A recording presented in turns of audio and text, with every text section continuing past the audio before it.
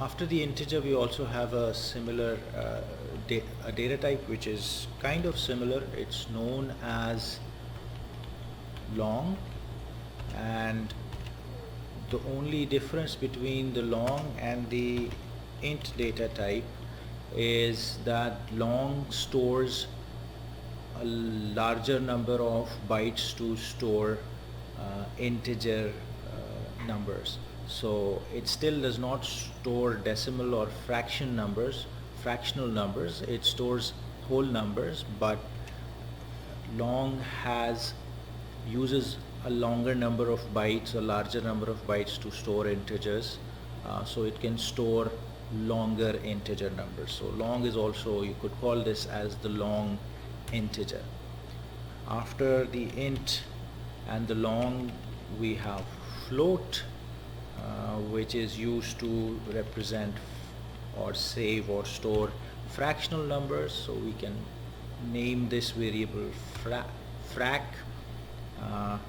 Just like the long uses more bytes to store integer numbers, we have an equivalent of that for fractional numbers, which is called frac, which is called double, and double uses a larger number of bytes than the float to store fractional numbers. Now, exactly how many bytes or how many bytes are used to store integers, long, float, and double data depends on the exact architecture of the computer, so it can vary from one computer to another. And then finally we have one more type, which is called char, and char is basically used to store characters, and it can store characters like it basically is used to store single digit characters, like all the characters on your keyboard, but in addition to those characters, it also stores some other characters which you don't see on your keyboard that could have special meaning, and you can find them in something which is called the ASCII table that we will look at in a second. So let's quickly go ahead and assign values to these variables. So let's say a is equal to 5, so it is an integer that is equal to 5. B can be a decimal number, so we can write, B is long, so we can write B as 1, 2, 3, 4, 5, 6, and so on. And similarly for frac, because frac is a float, we can write this as 1.414, frac 2. Now frac 2 or double can actually be used to store either very long fractional or decimal numbers. So it could be something like maybe 2 point like this, or it could be a number which could also be a very small number. So let's just say you get something like 0.00015, then it can also be used to store something like this. For both very small numbers and very large numbers, you generally need a larger amount of bytes to store for storage purposes. So you can, instead of using a float, you can use something like a double.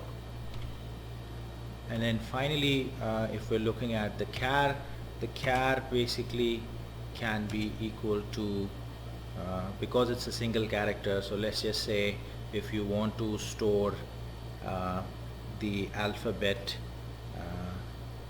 U in here, then you can assign that equal to the char variable. However, Do remember that since alphabets are used to also used to name keywords and variables and things like that, so in order for this assignment to be accurate, you have to explicitly tell the computer that this is actually a character variable, and you can do that by enclosing your character inside what are called single quotes. Notice these are single quotes, not double quotes. The double quotes that we have been using already for inside printf and scanf type of statements. So we don't want to use double quotes if we're going to be working with char or character variables. Then we have to use single quotes. Okay, so now let's go ahead and print these out and see how we can do that. So it's very simple, we already know how to do it. So int a is for since a is an integer, you have to use %d, then you can go to the next line and then you name the variable, which in this case is variable a, then print f. The next one is long b is %. Now long, although is similar to integer, but the placeholder will use ld, so l is long d or long integer, so use that.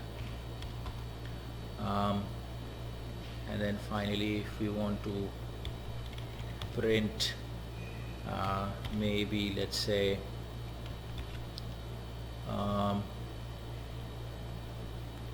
the float frac is, and we discussed in the last lecture, for floats you have to use %f as the identifier, and you can use that, and then maybe printf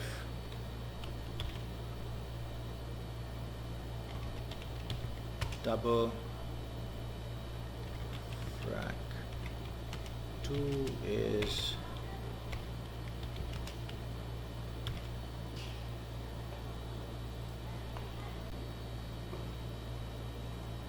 so %f frac 2. Now what's kind of weird here or is a little odd here is that for double, even though floats and doubles are different, for doubles and floats you have the same placeholder, so you will use %f for both, whereas for ints and longs which have a similar relationship, for longs you have to use %ld. And then finally printf for character is char c is, for character you will be using %c, and so that's natural. I think it should work now. So now let's go ahead and run the program.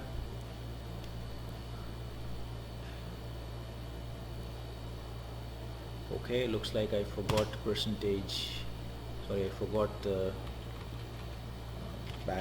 \n at the end of each printf, so if I want to make it more readable, I'm going to need to do that.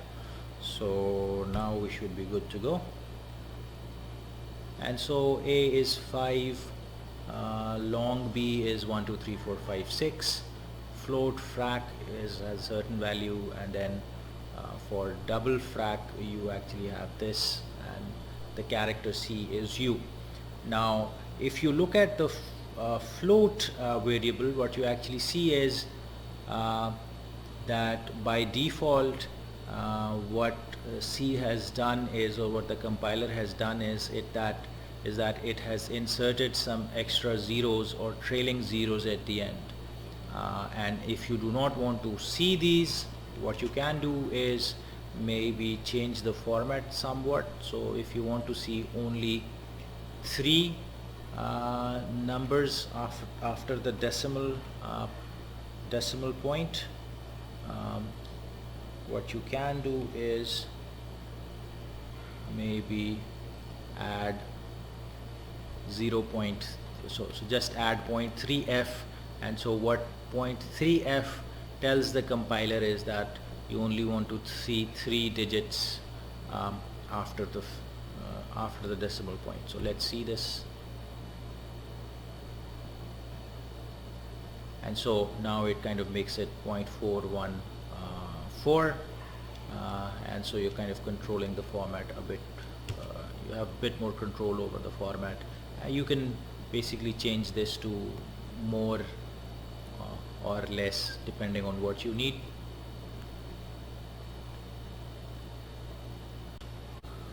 Also, you could write the 0 as, you can write this as 0.3f as well, and it will give you same output. Now, one more thing that I want to highlight is using this 0.3f, so limiting this to a certain number of decimal points. C also, or the compiler also, takes care of the rounding off.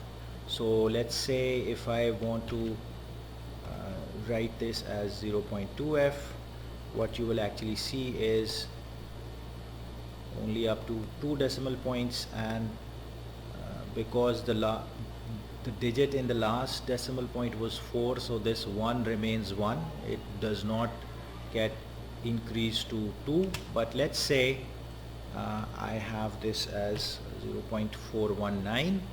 Now let's see what the program does. So it now has gone and changed this 0.41 to 0.42 because the third decimal, the number at the third place after the decimal was 9, so it takes care of the rounding off as well. So that's also useful.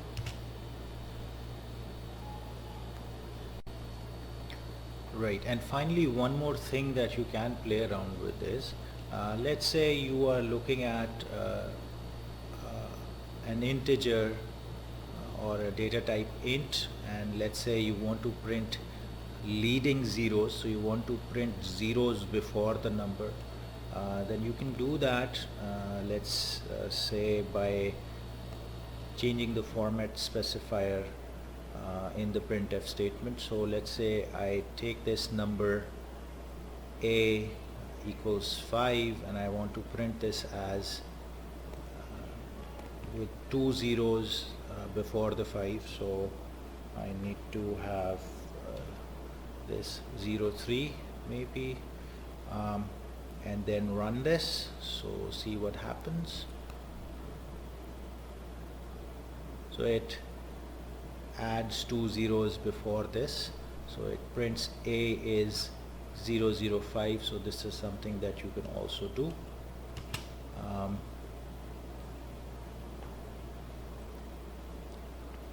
Right, so next thing that we would like to do is maybe read up on some of the details of these data types, and you can do this online. One website which actually contains a lot of information and tutorials about different programming languages, including C, is tutorialspoint.com. And so let's look at some of the information available over here. So this shows you some of the integer data types, and then it shows you the number of bytes in this column in storage size. So how many bytes are used to store this type of integer data type, and then the final column shows you the range, so the maximum and the minimum value that these data types can store. So first of all, you have char, and it on most systems, actually with char, is you only have 1 byte that is used to store a character variable or char data. Unsigned character has also has 1 byte and its range. And so what we mean by unsigned is that it will not have negative numbers. Now one thing which is does not make some sense is why are we referring to ranges in this char, but we will talk about this a little later. But you could think of this as a very small integer data type that you can use to store small integer numbers as well. In fact, you can store integers inside the char data type. Now if you're looking at the int data type, it has either 2 or 4 bytes. Now whether your computer uses 2 bytes or 4 bytes to save an int data type depends on the architecture, the exact architecture of your computer. But if it's an int and it uses 2 bytes, then the numbers that it can store will range between minus 32,768 to 32,767.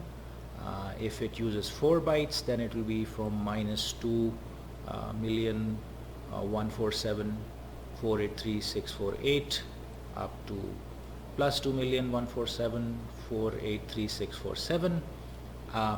Now, if it's an unsigned integer, meaning that it only stores positive integers, and there are situations where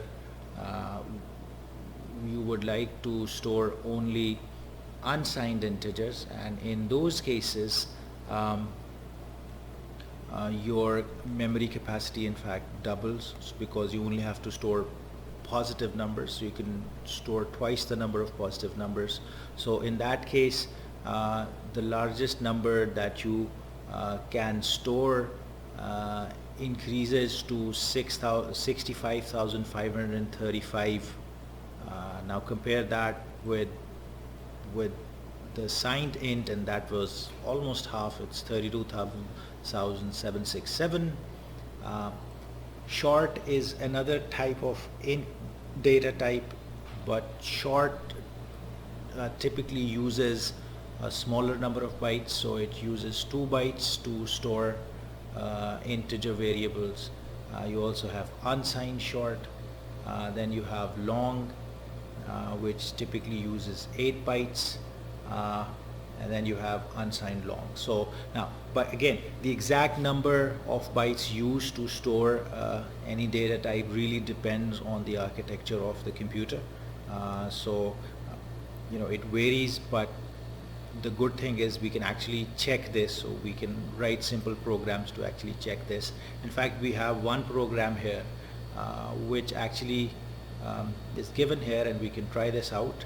It tells us how we can actually print the number of bits, let's just say in a character variable, and these variables, so char bit, char max, char minimum, these are stored in what is called the limits.h header file. So if you include this, you have access to these variables in your program, and you can use these variables to actually print out, okay, what is the largest size, or what's the maximum int that I can store in an int data type, what is the minimum number that I can store in an int data type. So let's go ahead and try this program out. So let's first include these libraries inside our program at the top, and then we can go ahead and add in the rest of the code down here.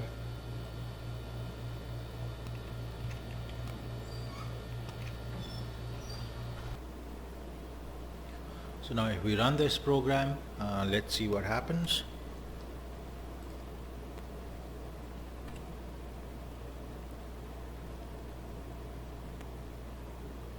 And what you actually see here is, you know, char bit is 8. What that means is that in my computer 8 bits are being used to store a data of type char. The max number that it can store is 127. The minimum number that char can store is minus 128. Then int is 2147 83647, and what that probably implies is that my computer is using 4 bytes to save an int type.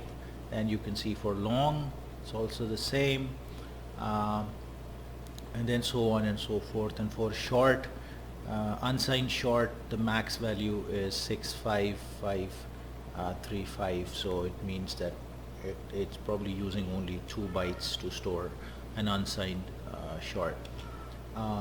One more thing, of course, that you can do is to use what is called the size of function to actually print the exact number of bytes that are used to store a variable. So all you need to do in order to do that is maybe put this in a printf statement. Int a is %d bytes, and then maybe put a \n here, and then write size of the variable a, and then use this for all the variables. So b, which is long, is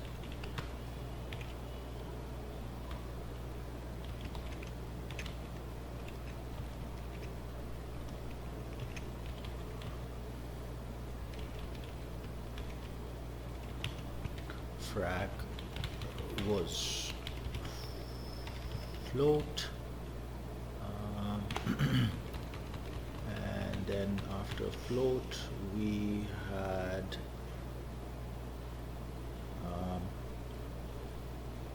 what was the name of the variable? We had a double,